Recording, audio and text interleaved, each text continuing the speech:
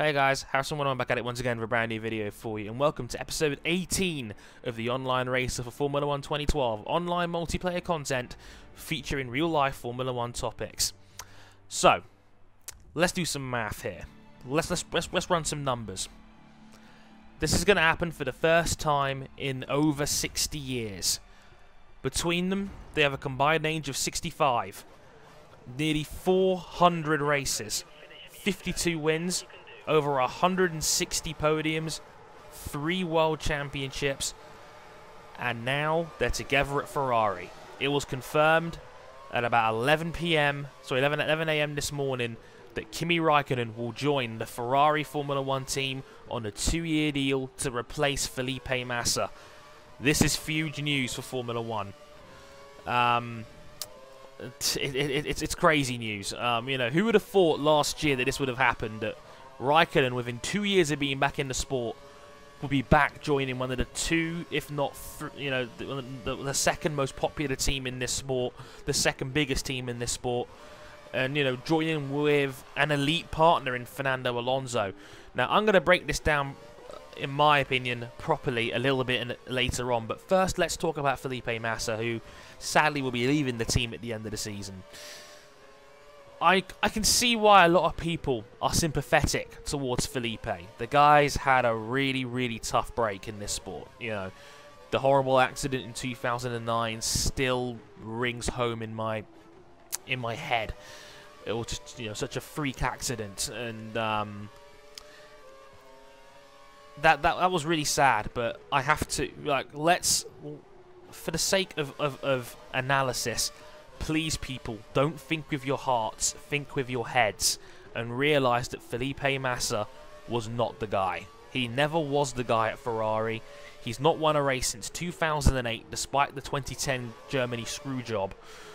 But besides that, Massa has been way too inconsistent, and Ferrari had to shake things up, in my opinion. Look at it. They've not won a Constructors' Championship in 5 years now, due to the rise of teams like Red Bull and Brawn GP over the last 5 years. But right now, by the looks of things, it's Massa had to go. Massa is just not good enough to justify the seat anymore. Ferrari's #1 aim is to win a Constructors' Championship. That's an absolute given, considering it's been 5 years since they won the last one, and that's where they're getting most of their money from. If they win the drivers, it's a bonus, but their first aim was winning the Constructors. And Felipe Massa was not putting enough points on the table to justify the seat, given the car that they've got. Like I said, Ferrari's car last year was never bad. It's not bad this year either. It's the second best car in the field. And Fernando Alonso is still able to win any given Grand Prix in that car. Why can't Felipe Massa do the same? You know, Massa, I don't think, has ever been the same guy since the accident, and that's just the sad reality of the situation. The Alonso-Massa combination has not worked. They've not won a damn thing since they've been together. Fact. You know, and don't get me wrong, on an emotional standpoint as a human being, I feel really sorry for Felipe. Felipe always had a tough break. He was never going to be the guy at Ferrari after 2008. That was the one chance he had when Raikkonen was getting pissy with the team, which I'll talk about a bit more in a minute. But Alonso's always been that little bit better, and Ferrari are always going to lean a little bit more towards their lead driver. In that case, it's Fernando Alonso. Massa had to play second fiddle, and I feel for him because he was always an amazing team player. He would bend over for the team at every given opportunity. You know, the Circuit of the Americas, where they tampered with his gearbox on purpose just to put Alonso on the clean side of the track, even though Massa out-qualified him. You know, Germany 2010, when Massa had a race win taken away from him, despite him being so upset and peeved off at not winning. Massa gave up the win to let Alonso go through. I think that even happened at the Turkish Grand Prix one year, where Alonso and Massa were together, and Massa was leading the race, and he was slowing down on purpose, just in case Alonso would get second, so they could let Alonso through and get him the win.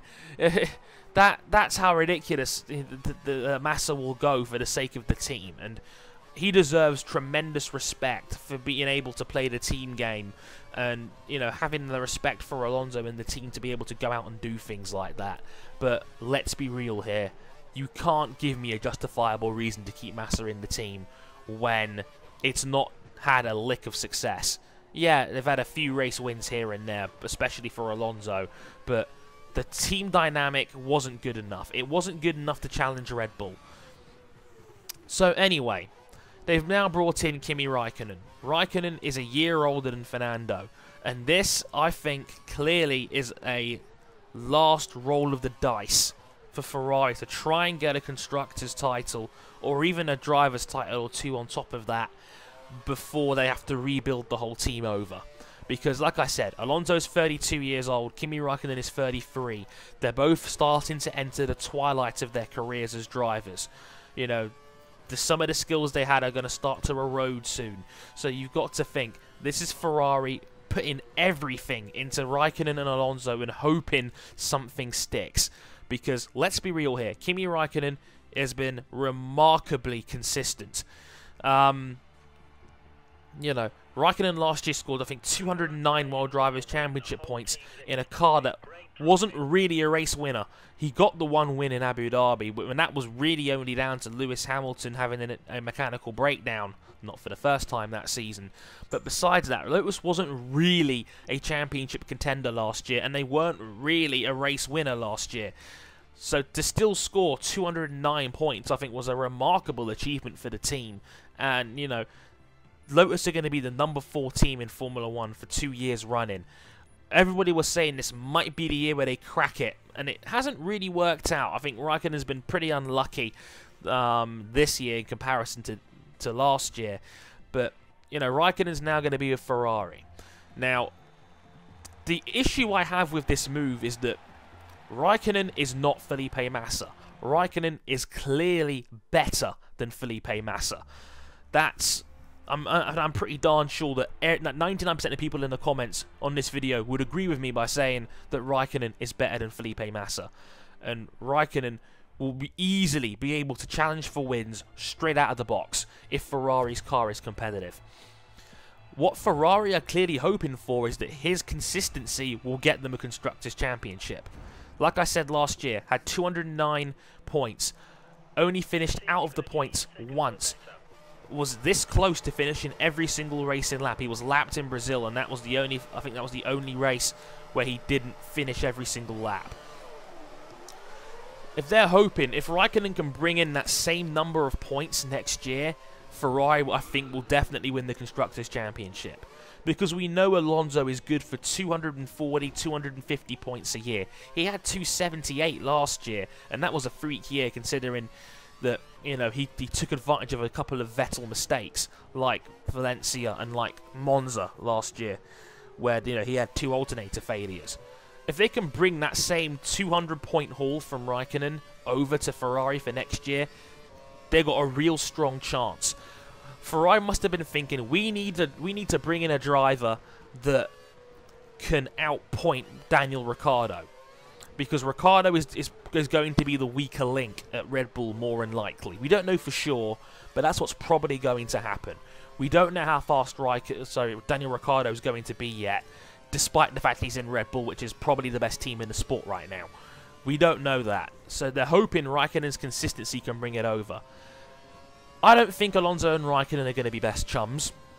And the problem is that there are going to be races where Raikkonen outperforms Alonso. Because it happened with Massa, and Raikkonen is better. So there's no reason why Raikkonen can't get ahead of Alonso in the championship race. And if that happens, there's going to be a real logjam. Look at McLaren last year when Lewis Hamilton and Jenson Button were around.